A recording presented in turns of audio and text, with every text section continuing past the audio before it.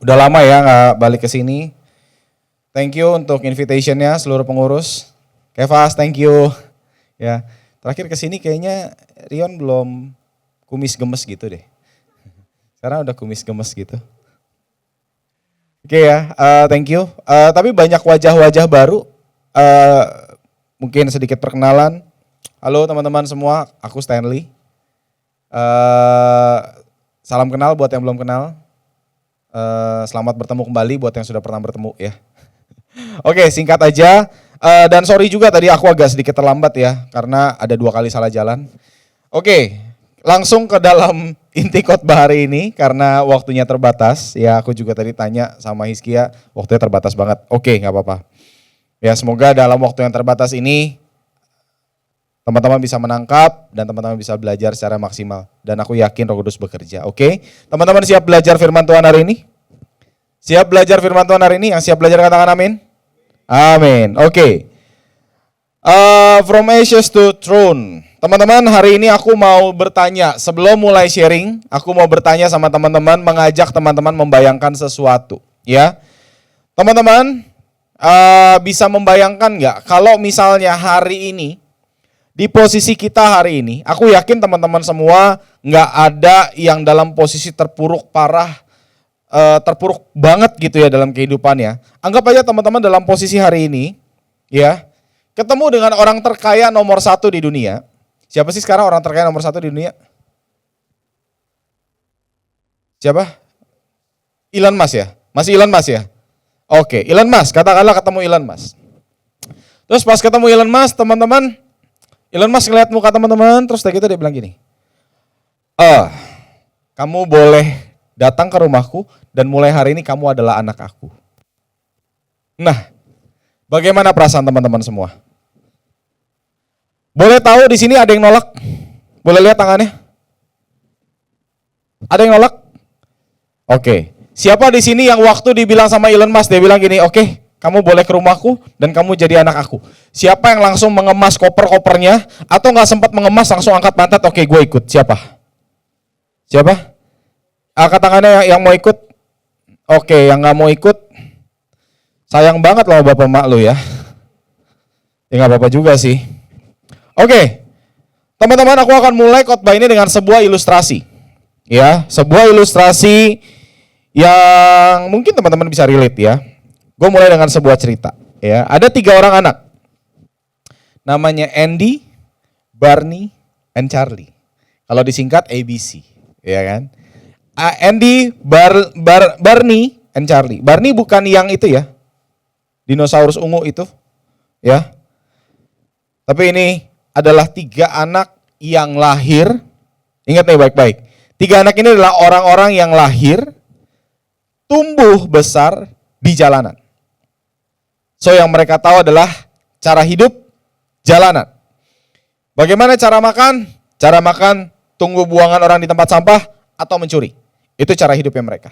Ya, kalau ada yang nggak suka langsung pukul. Itu cara hidupnya mereka. Kalau nggak suka langsung ngomongin. Ya, hari demi hari dijalankan untuk melewati hari. Sampai sini nangkep? Hari demi hari Andy, Barney, dan Charlie berjalan hanya untuk melewati hari. Asal nggak mati udah cukup. Ya. Suatu ketika ada orang kaya, baik hati, melihat mereka bertiga lagi duduk di pinggir jalan. Andy, Barney, dan Charlie. Orang kaya ini bilang, hai kalian bertiga, mulai hari ini kamu ikut aku dan kamu menjadi anak aku. Orang ini kaya.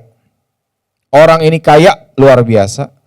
Dia minta 3 anak ini untuk datang ke rumahnya menjadi anak. Mereka belum melakukan apa-apa. Yang mereka tahu adalah cara hidup jalanan. Oke? Singkat cerita, mereka bertiga ikut. Ya. Bagus nih kalau Youth Arrow anak-anaknya sayang orang tua.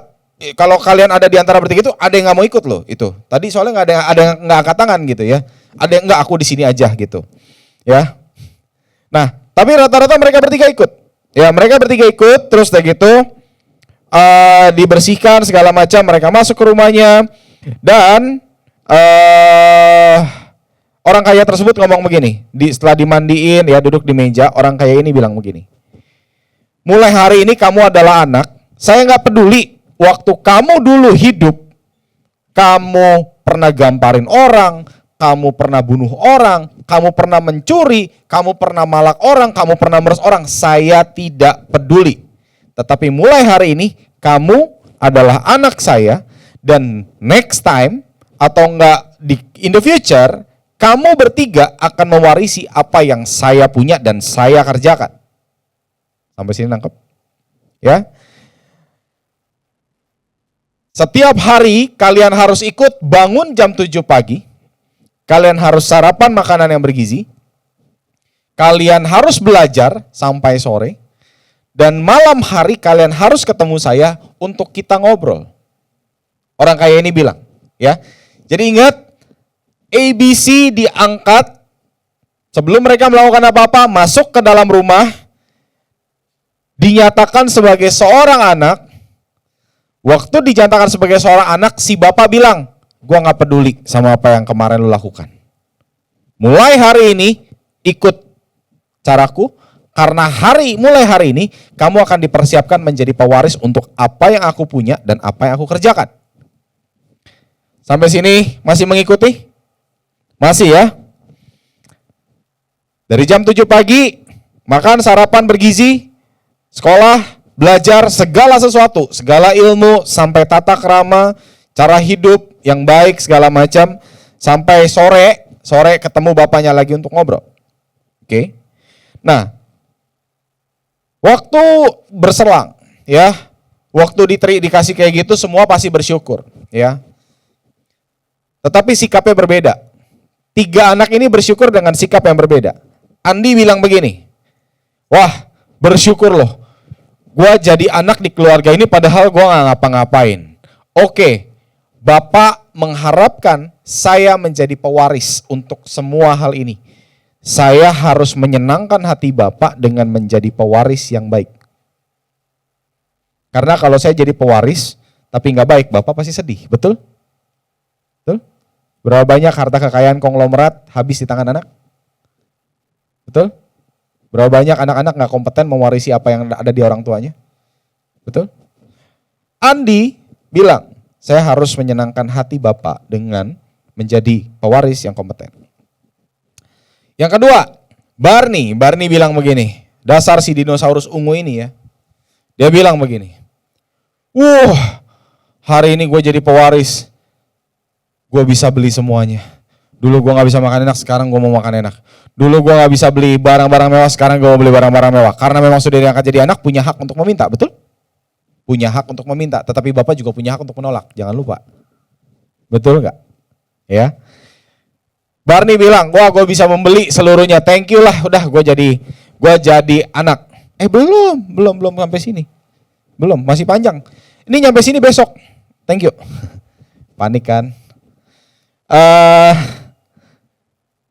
Barney bilang gini, oh gue bisa beli semuanya. Sedangkan Charlie bilang begini, aduh aku tuh orang gak layak nih. Aku tuh kalau belajar kayak gini, makan kayak gini kayak gimana ya. Aku tuh lebih pengen kayak hidup kayak dulu, tapi udah dipungut sama Bapak. Ya udah deh, aku melakukan apa yang Bapak senang aja deh. Tapi tanpa melihat esensi. So dia belajar kalau dilihat, dia makan enak kalau dilihat. Sometimes makan enak itu makan baik itu bukan berarti enak-enak terus. Sometimes kamu butuh makan sayur. Siapa di sini yang gak suka makan sayur? Ada yang gak suka makan sayur. Ada juga yang gak suka makan daging. Siapa yang gak suka makan daging? Yang gak suka makan daging kalau makan ajak saya. Kamu pasti makan kulit dan makan sayur. Daging ya saya yang makan. Ya. Balance. Ya. Tetapi Charlie memutuskan untuk hidup. Udahlah gue baik asal dilihat aja sama Bapak. Supaya Bapak senang. Ya. Dan dalam perjalanan semua berjalan. Andi belajar dengan rajin, Andi mendapatkan kesulitan-kesulitan dalam pembelajarannya dia. Maklum karena hidupnya dulu di jalan, betul? Betul nggak? Belajar hal-hal baru. Siapa di sini belajar hal baru? Oh gampang. Sampai hari ini terus gampang. Nggak ada. Semua pasti mengalami kesulitan karena dulu belum pernah belajar. Barney juga sama. Tetapi Barney bedanya, bodo amat, yang penting gue makan enak, yang penting gue bisa beli ini, gue bisa beli itu, gue tinggal nyaman, gue gak tinggal di kolong jembatan lagi, gue gak tinggal di dekat pinggir sungai lagi, gue udah tinggal di rumah mewah. Charlie berusaha untuk tampak baik. Pura-pura belajar, pura-pura baca buku. Ujian, pura-pura ikut ya. Yang penting kelihatan bagus. Sometimes dia nyontek. Kenapa? Supaya nilainya bagus, kelihatan bagus pas evaluasi. Betul? Sering perjalanan waktu 2, 3, sampai 4 tahun Andi melakukan terus-terus yang sudah direncanakan oleh orang tuanya. Sampai akhirnya Barney jengah. Barney bilang begini. Barney bilang, sok rajin lu. Seorang kaya lu. Kata Barney. Seorang kaya lu, ngapain belajar? Ngapain makan sok-sok bermartabat? Makan steak pakai apa? Pisau sama garpu. Siapa di sini makan steak masih pakai sendok? Hari ini pasti lu masih makan steak, berusaha motong steak itu, ya. Ngapain? Pegang aja dagingnya, dikunyah. Kan sama-sama dimakan toh. Betul? Sedangkan Charlie kalau makan steak, kalau pas lagi nggak ada orang, dia makan. Tapi kalau pas lagi ada orang, dia taruh, dia lap, dia pakailah itu namanya sumpit dan garpu. Sumpit lagi itu kan. Garpu dan pisau. Makan pakai sumpit, kapan lagi kelarnya? Oke ya. Nah, tapi Andi menolak. Dalam kurun waktu tertentu, Barney memutuskan keluar dari rumah. Andi melanjutkan kehidupannya, Charlie melanjutkan kehidupannya. Tetapi yang saya mau tanya adalah seperti ini. Dengan kondisi seperti ini, Andi mendapatkan hal yang tidak didapatkan oleh Barney dari awal. Barney nggak betah, akhirnya Barney memutuskan untuk udahlah, gue mendingan tinggal di jalanan aja, lebih enak, nggak ada aturan. Gue balik lagi ke jalanan. Sedangkan Andi terus menjadi pewaris. Charlie terlihat baik, terlihat oke, tetapi sungguhnya tidak layak menjadi seorang pewaris. Kenapa tidak layak? Karena dia tidak bisa menjadi pewaris yang oke, yang kompeten, yang mampu mengelola apapun yang bapaknya wariskan. Nah, teman-teman, saya mau bilang begini. 3 orang di depan ini, Barney, Andy, dan Charlie, mewakili kondisi kekristenan hari ini. Barney sudah jelas, ya. Barney sudah jelas, ya. Orang Kristen yang nggak dewasa masuk cuma buat take advantage Tuhan aja, manfaatin Tuhan aja, ya. Charlie jelas melakukan segala sesuatu hal-hal baik untuk menyenangkan hati orang, untuk cuman menyenangkan orang doang, tetapi dia tidak mengambil esensinya, sehingga dia tidak mengambil manfaat penuh dari semua fasilitas yang diberikan oleh bapaknya. Andy berbeda, Andy memanfaatkan penuh fasilitas yang diberikan oleh bapaknya sehingga dia menjadi pribadi yang berkualitas sesuai dengan tujuan bapaknya di awal.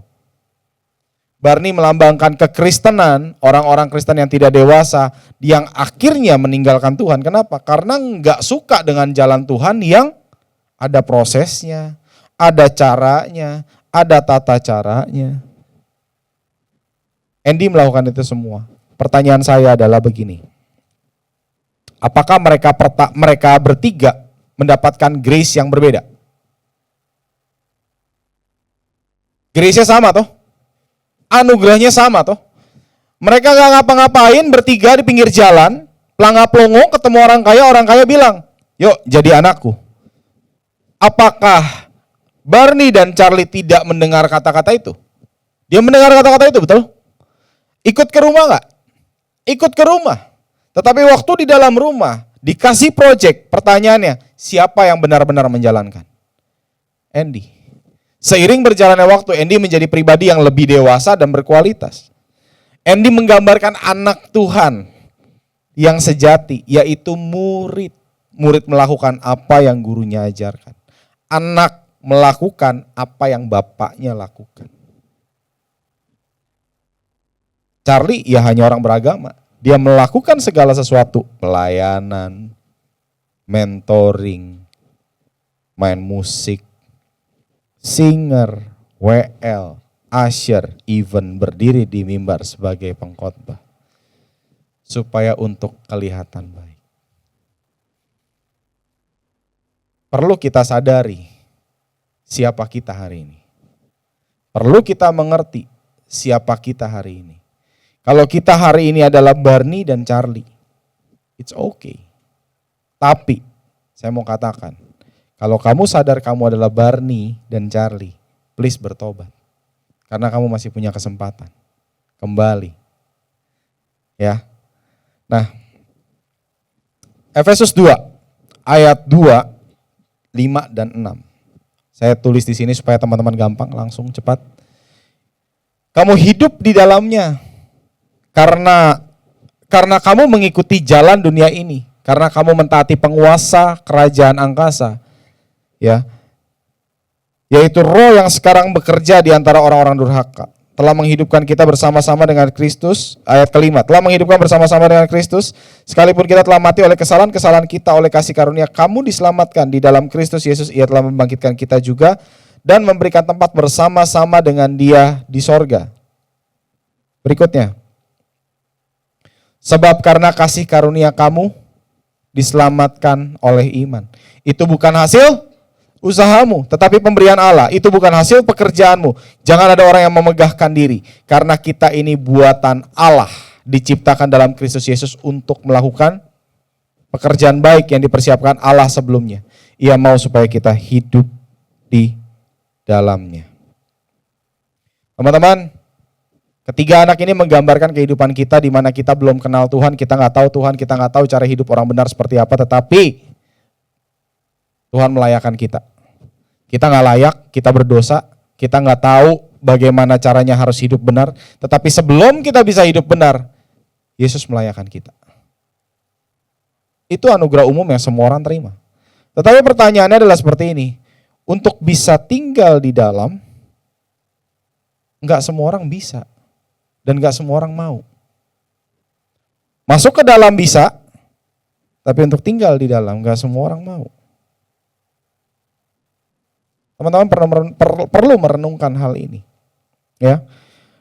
Sekarang pertanyaannya adalah, apa sih yang membuat seorang Andi itu bisa bertahan sampai akhir? Teman-teman, tentunya saya juga kalau saya bertanya-tanya, nih gue mau nanya nih jujur nih ya. Yang mau jadi seperti Barney itu siapa ya? Boleh angkat tangan nggak? Yang mau jadi seperti Charlie itu siapa? Angkat tangan boleh? Yang mau jadi seperti Andy siapa? Boleh angkat tangan? Wah, puji Tuhan. Puji Tuhan. Gue melihat tanda-tanda kehidupan.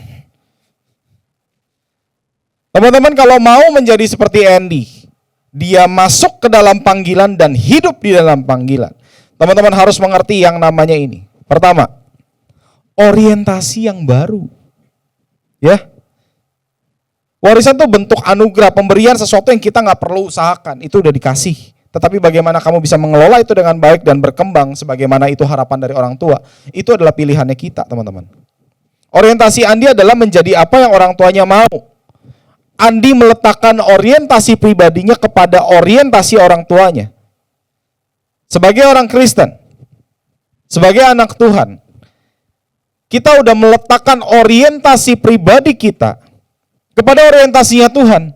Karena kita telah menyerahkan hidup kita. Itu poinnya, teman-teman.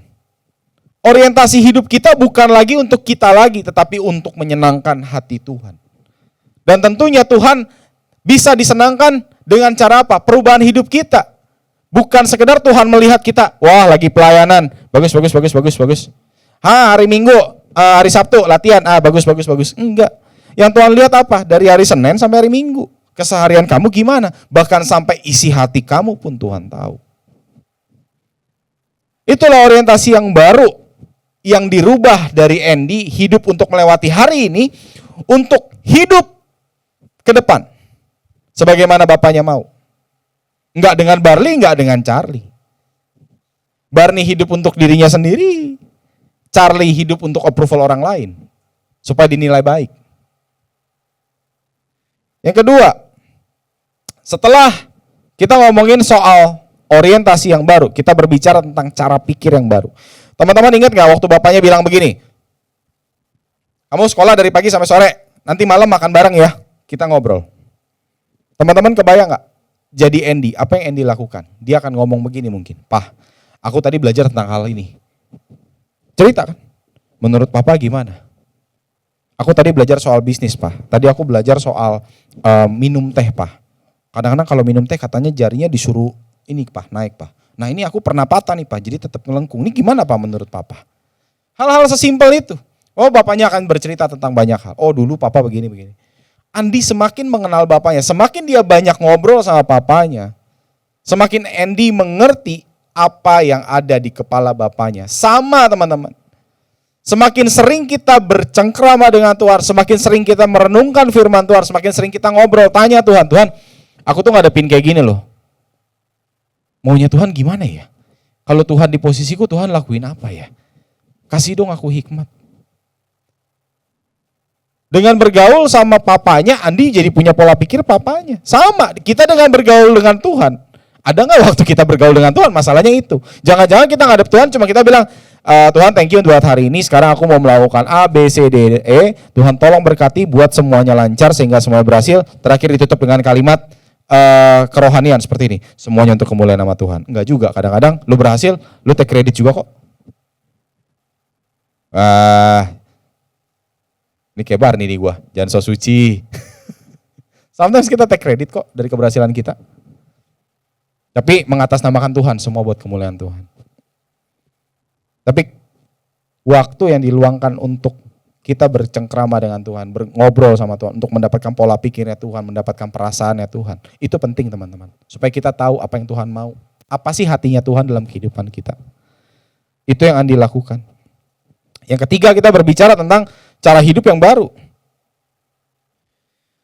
Orientasi baru membuat cara pikir yang baru.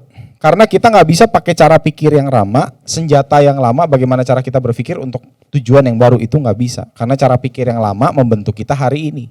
Kalau kita hari ini terus-menerus, anak jalanan, dibentuk terus-menerus dengan cara anak jalanan, dikasih orientasi baru, tapi mau pakai cara anak jalanan sama kayak Barney, nggak akan pernah berhasil. Dengan orientasi yang baru, harus punya pola pikir yang baru. Pola pikir yang baru menentukan keputusan-keputusan yang kamu ambil setiap hari. Keputusan-keputusan yang kamu ambil setiap hari menentukan cara hidup yang baru. Dari hasil pola pikir dan perasaan yang kamu gumuli dengan Tuhan.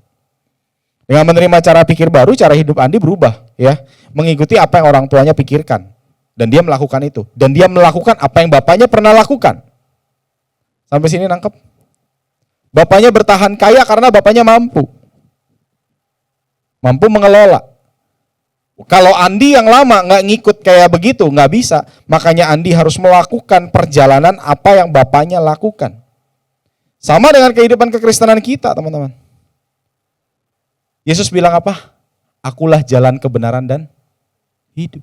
Tidak ada seorang pun dapat datang kepada Bapa jika tidak melalui aku. Yesus adalah jalan. Kita jalanin nggak yang Yesus jalanin? Boro-boro jalanin. Kita tahu nggak apa yang Yesus jalanin? Tahu, lahir, mati, bangkit, naik. Itu doang. Kamu nggak tahu bagaimana cara dia bekerja. Kamu nggak tahu bagaimana hatinya dia. Kamu nggak tahu bagaimana dia melihat sebuah case. Kamu harus punya waktu yang luar biasa bersama Tuhan. Itu yang membentuk kamu. Orientasi berubah membuat pola pikir kamu berubah. Pola pikir kamu berubah membuat cara hidup kamu berubah. Orientasi yang pertama yang harus dirubah adalah bagaimana kita berpusat pada Kristus. Apa sih yang Tuhan mau dalam kehidupan kamu? Next. Keselamatan itu anugerah, teman-teman. Tetapi untuk tinggal di dalamnya itu adalah pilihan. Ini yang perlu digarisbawahi. Oh, keselamatan itu bisa hilang atau enggak ya? Aduh, gue gak mau ngebahas soal doktrin. Karena gue bukan pakar di sana. Ntar salah lagi. Jadi viral. Jadi cerita aja. Tapi yang gue percaya begini, kamu dipanggil untuk diselamatkan. Tetapi waktu kamu diselamatkan, kamu tuh dikasih proyek mulia. Pertanyaannya, kamu mau ngerjain proyek itu enggak? Makanya kan Tuhan bilang, ada pekerjaan baik yang dipersiapkan Allah sebelumnya. Dan ia mau supaya kamu hidup di dalamnya. Pertanyaannya, kamu mau enggak hidup di dalamnya? Karena keselamatan kamu sudah terima. Yesus mati buat semua orang, iya. Even kamu masih berdosa, iya. Tapi waktu kamu sudah dilayakkan untuk hidup kudus, untuk hidup benar, pertanyaan kamu mau hidup benar enggak? Di tengah terpaan banyak Barney di luar sana yang kayak, so suci lu, gak mau nyontek lagi, so suci lu, hidupnya benar-benar aja. Udah cheating lah dikit, main gelap-gelap dikit. Nah, itu. Untuk tinggal di dalamnya tuh pilihan, teman-teman. Jadi teman-teman bisa memilih loh, mau tinggal atau enggak. Ya. Sebenarnya apa sih tujuan kita hidup? Apakah hidup kita sudah benar tujuannya? Apakah kita melakukan segala sesuatu hal yang baik supaya kita diselamatkan? Coba flashback ya. Apakah kita melakukan segala sesuatu yang baik untuk dilihat orang? Apakah kita melakukan segala sesuatu yang baik memang untuk supaya kita makin berkualitas dan itu menyenangkan hati Tuhan? Teman-teman yang bisa cek diri sendiri. Ya. Next. Kita dipanggil untuk hidup di dalam pekerjaan baik, ya. Nah, pekerjaan baik itu bisa dikatakan sebagai apa sih, teman-teman? Pekerjaan baik itu kalau di dalam Efesus 2 itu adalah perubahan hidup. Bagaimana kita yang hidupnya dulu nggak layak, tetapi waktu itu Tuhan layakkan kita. Jadi ada perubahan cara hidup. Nah, pertanyaannya, mau nggak kita hidup di dalam perubahan itu menjadi lebih baik dari hari ke hari? Ukuran lebih baiknya apa? Ya serupa dengan Kristus, nggak ada ukuran lain. Bagaimana kita bisa berubah menjadi serupa dengan Kristus kalau kita nggak kenal siapa itu Kristus? Bagaimana kalau kita nggak ngerti siapa itu Kristus? Makanya kalau ditanya sekarang, ikut Natal udah berapa kali? Tapi nggak pernah biarkan Tuhan lahir di hati. Ikut Paskah udah berapa? Ikut Jumat Agung udah berapa kali? Tapi nggak pernah nyangkal diri pikul salib. Ikut Paskah udah berapa kali? Tapi nggak pernah tuh lahir baru, hidup baru. Nggak ada hasilnya. Gimana anak Tuhan yang kayak begini? Serius banget nih, kayak dosen lagi ngomel. Katanya, pelayanan rajin, jungkir balik semua buat pelayanan. Kuliah 8 tahun nggak kelar-kelar. Alasannya dosennya lah. Oh, kemarin dosennya ambeien. Oke. Ini dosennya tinggal di luar kota. Iya. Dosennya stroke nggak bisa tanda tangan. Iya, oke. Terus 8 tahun. Masa sih masa lalu di situ-situ aja. Kerjaan. Pelayanan jago. Main gitar bukan lagi begini, bro. Tadi mana gitaris kita? Mana gitaris kita tadi? Kalah, bro. Kalah, dia main gitar bisa sampai belakang-belakang. Tapi kalau kerjaan ditanya, bisa gak kerjain ini? Susah, itu bukan gua, suruh yang lain aja. Bisa gak bantuin ini? Gak bisa lah gua. Terus ngoceh, gua gak naik-naik jabatan. Duit gua gini-gini aja. Tapi pelayanan bisa tuh sampai belakang-belakang tuh. Bisa diandelin di sini. Apa kehidupan seperti itu yang memang Tuhan pengen? Kan enggak. Ada perubahan hidup yang dilihat banyak orang di luar, sampai orang tuh terinspirasi sama kehidupan kalian dan bertanya, kok bisa ya lu hidup kayak gitu?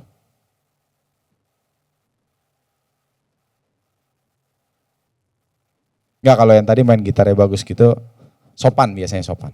Ya. Di kerjaan juga bagus biasa, karena sopan. Ya. Thank you bro, sorry. Oke, pertanyaan selanjutnya, ini masuk ke poin utama teman-teman. Bagaimana sih cara kita biar kita tuh bisa hidup di dalam pekerjaan baik? Bagaimana sih kita bisa hidup benar dan kita bisa finishing well? Teman-teman, kita masih muda memang, tapi teman-teman juga perlu tahu, nggak semua yang mati itu orang tua.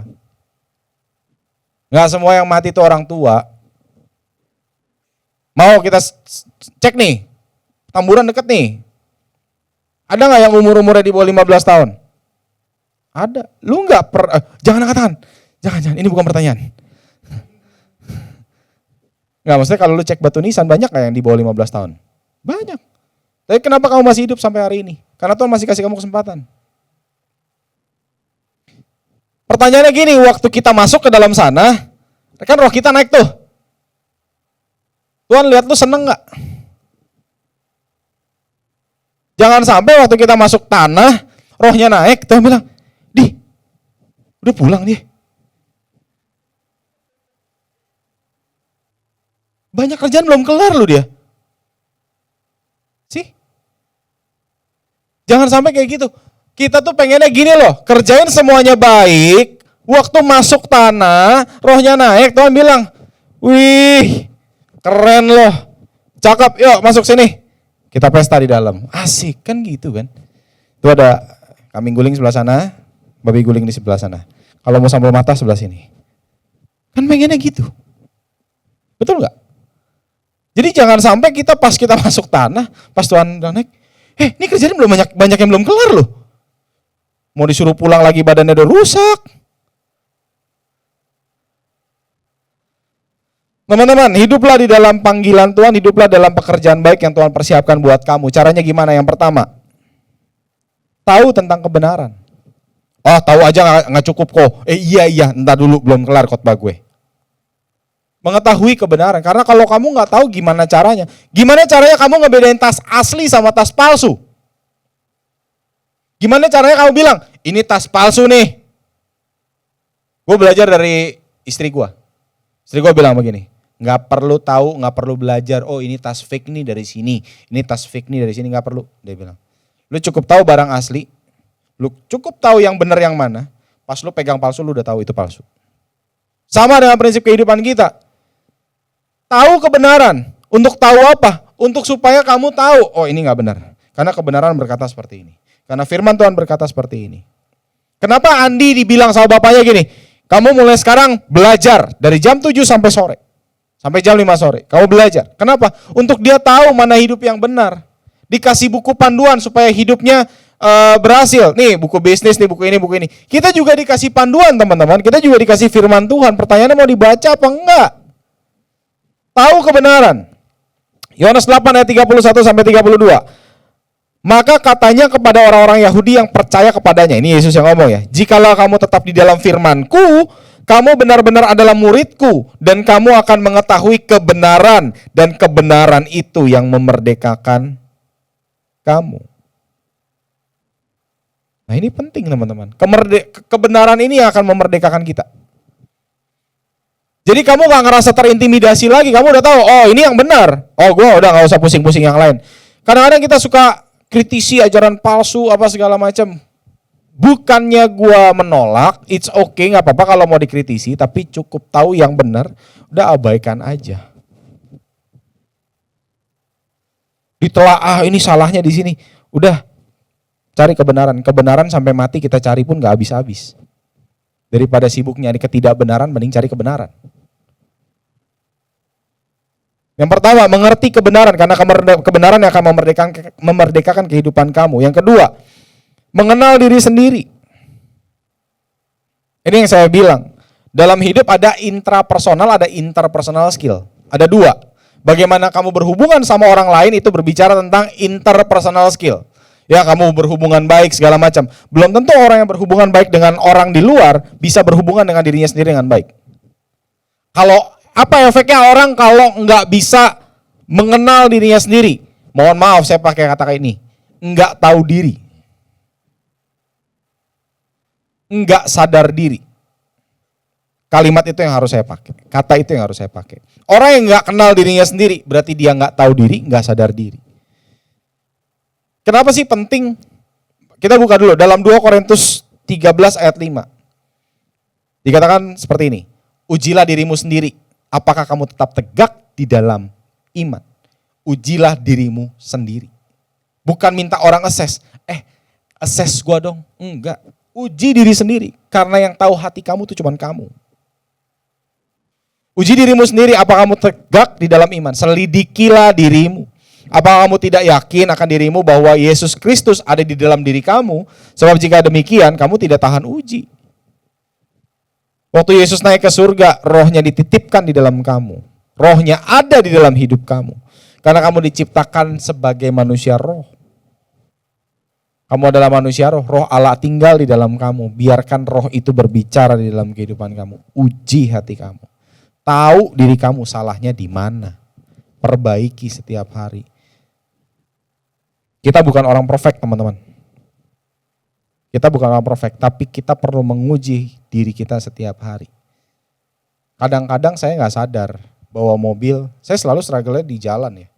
Saya kalau bawa mobil, sekarang udah banyak improvement ya. Harus diakui juga ya, improvement harus diakui. Udah banyak improvement. Tapi kadang-kadang saya suka terganggu damai sejahtera kalau misalnya ada orang nyelip dengan seruntulan dan tidak, ya kayak babi hutan gitu dah kalau nyelipnya gitu ya. Nggak pakai sen, nggak pakai apa, main selip yang ngebahayain orang lain. Sometimes sukacita saya suka keganggu. Kalau dulu saya marah-marah, improvement dong. Sekarang saya diam, tapi hatinya doang nih terganggu. Tapi kan saya juga perlu mengecek dong, ini kenapa ya? Oh berarti saya belum beres full nih di masalah ini. Saya uji diri sendiri loh. Bisa aja saya bilang pembenarannya begini, ya habis, siapa yang bisa ngadepin orang bawa mobil kayak babi hutan begitu kan? Shot gitu ya, nggak pakai aba-aba, bisa aja. Tapi enggak dong, kita harus ngecek diri kita loh, apa yang kurang dari diri kita, apa yang harus kita improve. Karena tuh firman Tuhan bilang, ujilah dirimu, karena nggak ada yang bisa nguji. Uji dirimu dengan apa? Kebenaran firman Tuhan yang kamu tahu dan roh Tuhan yang tinggal di dalam kamu. Kalau kamu nggak tahu kebenaran, gimana kamu ngujinya? Gimana kamu membedakan itu suara hati kamu atau suara Roh Kudus? Kalau kamu tahu kebenaran, di dalam hati kamu keluar dua suara, kamu bisa tahu ini suara Roh Kudus atau bukan. Karena ada konfirmasi dari kebenaran. Sampai sini paham? Lanjut. Yang ketiga, tadi kita ngomongin yang pertama, tahu kebenaran, yang kedua tahu diri, nggak salah nih. Yang ketiga, udah tahu kebenaran, tahu diri, yuk kita melangkah dalam kehidupan yang baru. Dalam gaya hidup baru. Gaya hidupnya anak teman-teman, bukan lagi gaya hidupnya orang lain. Dalam Filipi 3 ayat 12 sampai 14. Bukan seolah aku telah memperoleh hal ini atau telah sempurna, melainkan aku mengejarnya kalau aku dapat juga menangkapnya karena aku pun telah ditangkap oleh Kristus Yesus. Saudara-saudara, aku sendiri tidak menganggap bahwa aku telah menangkapnya, tetapi ini yang kulakukan. Aku melupakan apa yang telah di belakangku dan mengarahkan diri kepada apa yang ada di depanku dan berlari-lari pada tujuan untuk memperoleh hadiah, yaitu panggilan sorgawi dari Allah dalam Kristus Yesus. Kita rubah dalam konteks kehidupan kita sehari-hari lah. Tetapi yang kulakukan adalah aku nih ngelupain kehidupan lama aku. Kehidupan keduniawian aku lupain. Dan mulai sekarang aku mengarahkan diri apa yang ada di depanku. Kalau kamu taruh Kristus di depan kamu, ya kamu kejar Kristus. Kalau kamu taruh impian kamu, ya kamu kejar impian kamu. Permasalahannya adalah impian kamu kalau tidak di dalam Kristus, impian kamu berubah. So kamu akan buang-buang banyak waktu untuk berubah haluan kanan kiri, kanan kiri, kanan kiri, dan waktu terus berjalan.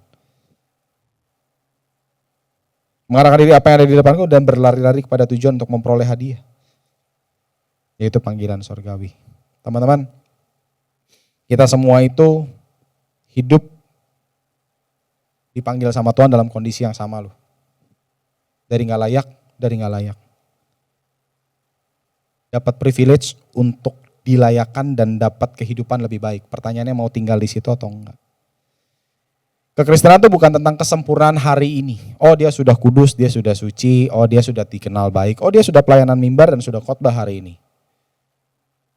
Itu tidak menjadi ukuran keberhasilan proyek Tuhan atau kita bisa bilang pekerjaan baik yang Tuhan sediakan. Enggak, karena kekristenan berbicara tentang perjalanan hidup, bukan sekedar tujuan hari ini. Kekristenan berbicara sampai nanti akhir. Sampai nanti aku masuk tanah, apa yang orang ingat? Apa yang Tuhan lihat? Bisa jadi masuk tanah gak dikenal siapa-siapa, itu pun bisa jadi. Gak ada yang tahu. Tapi yang penting adalah waktu rohnya pulang, Tuhan seneng gak lihat kita. Saya waktu itu terinspirasi ya, tahun berapa gitu, Fas, gue lupa dia. Epen yang cerita. Dia bilang gini, ada satu tukang ojek, Grab atau Gojek gitu ya. Hidupnya tuh benar-benar, wah itu Bible holic banget lah. Setiap orang yang naik ke mobilnya, pokoknya gini, kamu tahu stiker Alkitab kan? Tahu ya, Holy Bible apa, gambar merpati, gambar apa, itu ditempel di motor. Jadi setiap orang naik, dia bilang, dia injilin. Setiap ada Bible study dia ikut. Sewaktu-waktu teman-teman, dia meninggal. Cuman sebagai, mohon maaf, kita harus ngomong cuman sebagai, saya meninggal cuman sebagai driver Grab. Tapi kamu tahu gak, waktu dia meninggal itu yang ngantri panjang loh. Kenapa? Banyak jiwanya dia menangin. Dari nebeng motornya dia. Apakah sampai mati kaya? Oh kalau kaya dia nge-Grabnya pakai Harley guys. Minimal Royal Enfield. Minimal. Enggak. Tetap pakai motor bebek dengan stikernya dia. Sampai mati. Banyak orang dimenangkan, nganter dia. Pertanyaannya hari ini, kalau kita mau hidup seperti itu, ya hiduplah dalam pekerjaan baik yang Tuhan sediakan. Galatia 4 ayat 7. Ini ayat terakhir ya. Oh, no, aku ada 2 ayat terakhir. Kamu bukan lagi hamba, melainkan anak. Relate dengan cerita Andy, Barney, dan Charlie. Kamu bukan lagi hamba, kamu bukan lagi gelandangan, kamu bukan lagi orang gak berharga. Kamu adalah anak. Jikalau kamu anak, kamu juga adalah ahli waris kerajaan Allah. Pertanyaannya adalah, kamu mau jadi anak seperti siapa? Mau jadi anak kayak Andy? Mau jadi anak kayak Barney? Mau jadi anak kayak Charlie? Itu pilihan kamu. Next. 2 slide. Sorry, pekerjaan baik. Pekerjaan baik yang dunia lihat itu dari luar. Sedangkan Tuhan lihat dari dalam. Tuhan percaya prosesnya, karena apa? Dengan proses kamu berkualitas. Yang kedua, pekerjaan baik yang dunia tawarkan adalah supaya diterima. Supaya bisa diterima kamu jadi orang baik. Enggak, karena kamu sudah baik, karena kamu sudah dilayakkan, makanya kamu jadi orang baik.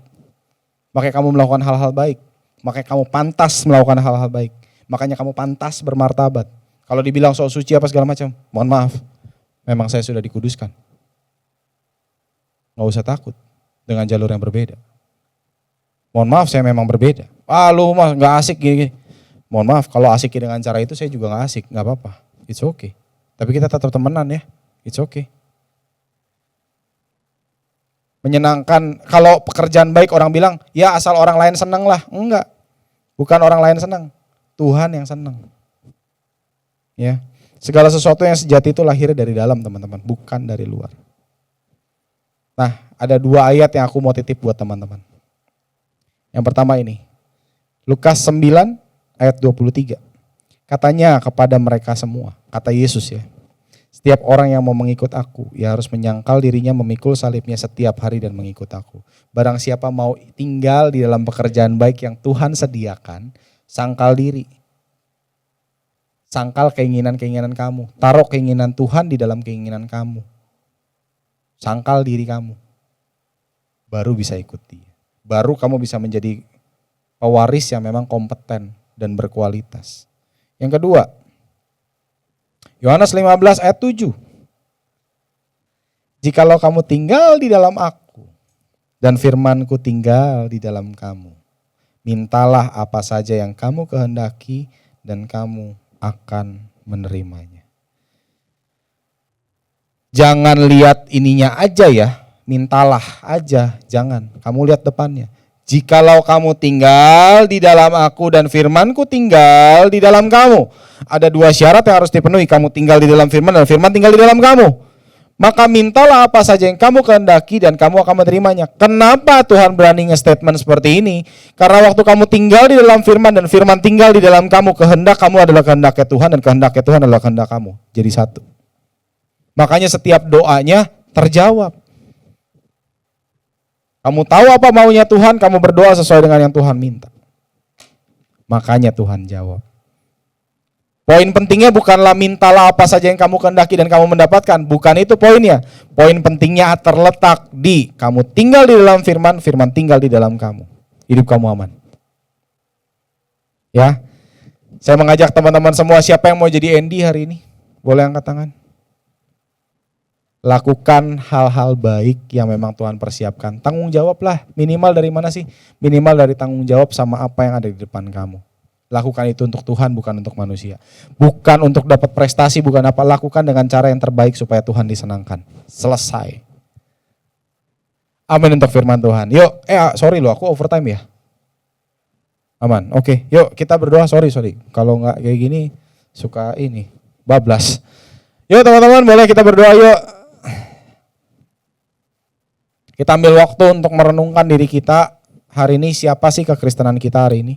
Apakah kita menjadi orang Kristen yang seperti Barney, yang take advantage untuk semua kenikmatan, untuk semua fasilitas yang diberikan oleh Tuhan dalam kehidupan kita? Apakah kita menjadi orang Kristen yang seperti Charlie, perubahan hidup gak ada, cuman orang lihat kita baik aja. Kita masih sering gelisah, kita masih sering insecure, kita masih sering ngomongin orang di belakang. Masih banyak hal-hal tersembunyi yang kita sembunyikan. Apakah kita mau menjadi Kristen Andy? yang memang siap dipakai Tuhan untuk menjadi seorang pewaris. Katakanlah tiga-tiganya dapat warisan yang sama. Saya yakin endingnya akan berbeda. Setuju? Sama dengan teman-teman. Warisan Allah sudah dipersiapkan buat teman-teman. Hidup teman-teman akan berharga, hidup teman-teman pasti lebih berkualitas, tapi permasalahannya teman-teman mau tinggal di situ atau enggak. Yuk kita berdoa.